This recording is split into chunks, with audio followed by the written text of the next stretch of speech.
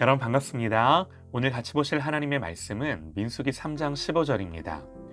레위 자손을 그들의 조상의 가문과 종족을 따라 계수하되 1개월 이상 된 남자의 수를 다 계수하라. 아멘. 바쳐진 사람들이라는 제목으로 하나님의 말씀 듣겠습니다. 하나님은 모세에게 인구를 조사할 것을 명령하셨는데요. 이 시점에서 우리가 한 가지를 짚고 넘어가면 좋겠습니다. 여러분 혹시 궁금하지 않으세요? 다윗도 인구조사를 한 적이 있습니다. 그런데 다윗이 인구조사를 했을 때는 하나님이 진노하셨어요. 그래서 전염병이 돌게 됐고 무려 7만 명이나 되는 사람들이 죽게 됐습니다. 그런데 민수기에서는요, 오히려 하나님이 인구조사를 명령하셨어요. 그렇다면 인구조사 자체가 문제가 아니라는 거예요. 도대체 다윗의 인구조사는 뭐가 문제였는가? 단순하게 보면요. 민수기에 나오는 모세의 인구조사는 전적으로 하나님이 뜻하시고 하나님이 명령하신 것이었습니다. 그런데 사무엘하 24장과 역대상 21장에 나오는 다윗의 인구조사는 다윗 자신이 시작한 일이고 실행한 일이에요. 다윗이 왜 인구조사를 했을까? 여러분, 한 나라의 왕이 세금 징수든 군사작전이든 여러 가지 이유를 가지고 얼마든지 인구를 조사할 수 있습니다. 다윗의 인구조사도요, 주변 이방 나라들의 도전에 맞서서 군사적인 대응을 하기 위해 이 병력들을 조사한 거죠. 그런데요, 한번 생각해 보시죠. 이방 나라들의 군사적 침략에 대응하기 위해 여러분, 하나님의 대리자였던 다윗은 뭐부터 해야 했을까요? 골리앗과 싸웠을 때처럼 무엇보다 먼저 여호와 하나님을 신뢰하고 의지해야 했던 거죠. 그러나 다윗은 하나님을 의지하기보다는 오히려 자신의 군사력에 의존하고자 했던 거죠. 당장 눈에 보이는 군사들의 숫자를 더 신뢰했던 거예요. 다윗은 인구조사를 단행한 이후 말씀을 보면요. 다윗이 백성을 조사한 후에 그의 마음에 자책하고 다윗이 여호와께 아뢰되 내가 이 일을 행함으로 큰 죄를 범하였나이다. 여호와여 이제 간구하옵나니 종의 죄를 사하여 주옵소서.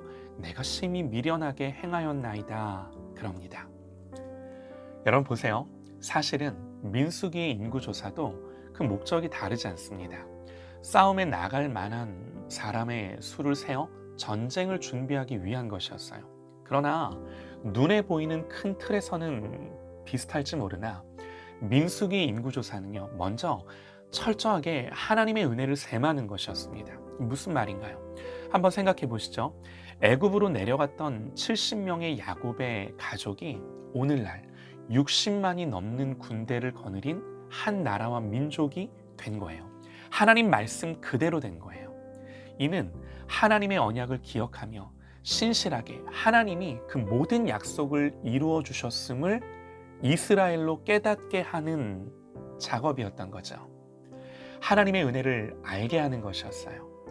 또 한 가지는요, 계속해서 말씀드린 것처럼 이렇게 인구조사를 통해 자신들이 누구인지 그리고 자기들이 지금 어디를 향해 가야 하는지를 분명히 하는 거였죠.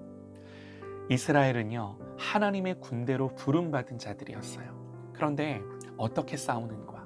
힘으로 싸우고 수로 싸우고 그렇게 싸우는가? 아니요. 단순히 수로 군사력으로 전쟁을 싸우는 군대가 아니라 레위인을 구별하여 성막을 중심으로 진을 치고 먼저 하나님을 예배하는 공동체로서 하나님이 그 중심에 계셔서 싸워야 하는 것임을 분명히 하는 게 이 민수기의 인구조사였어요. 이게 가장 중요한 핵심과 본질이었던 거죠. 하나님이 함께 하시고 임재하시는 공동체로 살아가야 했던 것입니다. 민수기의 인구조사는요, 이런 개념을 분명히 하는 것이었어요. 하나님의 은혜에 대한 자각과 거기에 따른 자기들이 누구인지를 보는 자기 성찰적 행위였던 거죠. 그리고 무엇보다요, 하나님이 그렇게 하라고 명령하셨어요. 그런데 다윗의 인구조사는요, 하나님이 하라고 명령하시지도 않았을 뿐더러 오히려 자기를 과시하고 그리고 하나님을 의지하기보다는 수와 힘을 의지하고자 하는 인간적인 계산이었던 거죠. 사랑하는 여러분, 우리도 우리 자신을 셈하며 돌아볼 때 하나님이 내 인생을 여기까지 인도하셨고 살게 하신 것을 여러분 우리가 분명히 깨달아 알기를 원합니다. 뿐만 아니라요, 어떤 일을 하기에 앞서서 머리로 계산부터 하는 것이 아니라 철저하게 하나님을 의지하며 하나님의 임재를 구하는 저와 여러분 되시기를 간절히 소망합니다. 이제 오늘 인구조사는 한 걸음 더 들어가는데요. 하나님이 명령하신 이 인구조사는 레위 지파를 제외한 12지파의 20세 이상의 남자의 수를 계수하고 진영과 행군에서의 위치를 정해주는 것만으로 끝나지 않습니다. 바로 앞서 인구조사 명령에서 제외됐던 레위 지파 사람들을 별도로 다시 계수하라는 명령을 하나님이 하세요. 레위 지파를 계수하라는 명령은 두 개의 내용을 가지는데요. 큰 그림부터 보시죠. 먼저 3장에서는 한 달 이상의 레위인 남자의 수를 세라고 명령하시고 4장에서는 30세에서 50세 사이에 있는 레위인 남자의 수를 세라고 하나님 이렇게 두 개를 명령하십니다. 중요한 건요, 하나님이 왜 이렇게 세라고 말씀을 하셨을까 하는 거예요. 오늘 말씀만 보면요, 레위 자손을 그들의 조상의 가문과 종족을 따라 계수하되 1개월 이상 된 남자를 다 계수하라. 한 달 이상, 그러니까 태어난 지 한 달 이상 된 남자 레위인을 다 세보라는 거예요.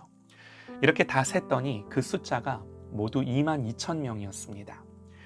그 다음에는 하나님이 이스라엘 자손들 중에서 모든 처음 태어난 남자아이들, 첫째 아이들을 다 계수하라 명령하세요. 첫째들만 세라고 하세요. 그 숫자가 22,273명이었습니다. 두 숫자를 비교하면요, 레위인의 숫자가 273명이 부족합니다. 이 부족한 부분에 대해서 하나님 뭐라고 말씀하시냐면 1인당 5세겔씩을 속전으로 하나님께 바치라고 그렇게 명령을 하셨고, 이렇게 함으로 레위인의 남자의 수와 이스라엘의 모든 첫째 아들 장자의 수를 정확히 맞췄어요. 무슨 말인가요? 간단히 말씀을 드리면요, 이스라엘 모든 장자들이 다 내 것인데 그들을 대신해서 모든 레위인을 내 소유요 모든 이스라엘을 대신해서 바쳐진 자들로 레위인을 그렇게 삼겠다는 말씀이세요. 이게요, 하나님 백성만 가지는 독특함이에요. 이걸 통해 하나님 뭘 말씀하고자 함인가요? 사실은요, 레위인뿐만 아니라 모든 이스라엘이 내 소유임을 말씀하시는 거죠. 대표로 하나님이 레위인만을 취하셨는데 그것은 레위인만 내 소유가 아니라 이렇게 함으로 모든 이스라엘이 내 백성임을 선언하신 거예요. 여러분, 이게 인구조사예요. 우리가 그냥 보면 어디서 은혜를 받아야 되나 싶죠. 그러나 성경의 메시지는 분명합니다. 우리는 계수된 자들로서 하나님의 소유요 하나님의 백성입니다. 하나님께 바쳐진 자들이에요.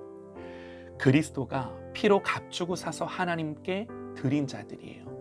또한 우리가 셈할 수 있는 모든 것, 그야말로 모든 것입니다. 시간, 물질, 재능, 어느 것 하나 하나님으로부터 오지 않은 것이 없기에 하나님의 은혜임을 알고 누리되 먹든지 마시든지 하나님의 영광을 위해 해야 하는, 이것이 너무나도 당연한 하나님의 백성, 하나님의 공동체. 인구조사를 말씀을 하시면서 하나님은 이 말씀들을 하고자 하시는 거죠. 사랑하는 여러분, 그 당시 이스라엘 백성들처럼 저와 여러분은요, 우리는요, 이 세상에서 구별되어 하나님께 바쳐진 사람들, 하나님의 소유된 사람들입니다. 교회와 성도는요, 하나님께 드려진 사람들이에요. 그래서 그렇게 드려진 사람으로서 이 세상을 살아가도록 부름받은 사람들이에요. 사랑하는 여러분, 이것을 분명히 셈해 볼 수 있는 저와 여러분 되시기를 간절히 소망합니다.